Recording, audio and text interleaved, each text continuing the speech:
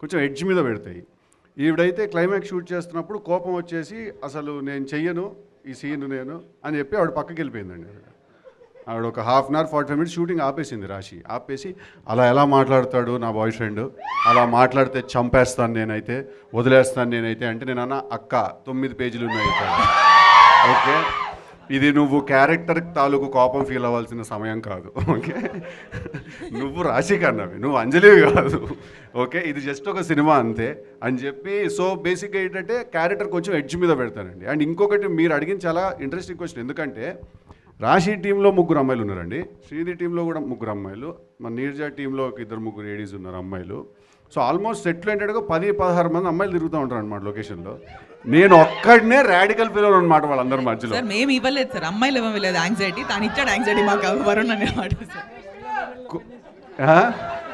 కాదు కొన్ని సీన్స్ అయితే షార్ట్ చేసి ఆగారు, ఆ షార్ట్ చేసి మానిటర్ వైపు నడుచుకుంటూ వెళ్ళాలి కదా, ఆ మానిటర్ ముందే ఈ 15 మంది నుంచి ఉండేవాళ్ళు అనమాట సార్. ఇలా చూస్తూ ఉండేవాళ్ళు కోపంగా. నేను కొంచెం జరుగుతారా మానిటర్ దగ్గరికి వెళ్ళాలి, నేను అది కాదు ఇది జస్ట్ క్యారెక్టర్ అంతే అని చెప్పాల్సి వచ్చేది. బట్ చాలా ఇంట్రెస్టింగ్ క్వశ్చన్ అడిగారు. That was the most fun on set. Okay, Neeraja Kona గారు,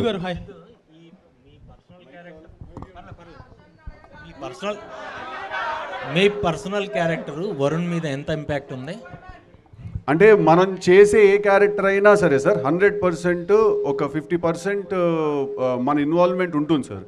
అది మనం దాని లోపలికి వెళ్ళి కాస్త మనకి తెలిసింది ఆ క్యారెక్టర్ ఏంటో మనకి అర్థమైంది కలుపుకుని చేసుకుంటేనే ఎక్కడో కాస్త అది న్యాచురల్గా కనపడుతుంది. సో డెఫినెట్లీ ఒక 50% ఉందండి.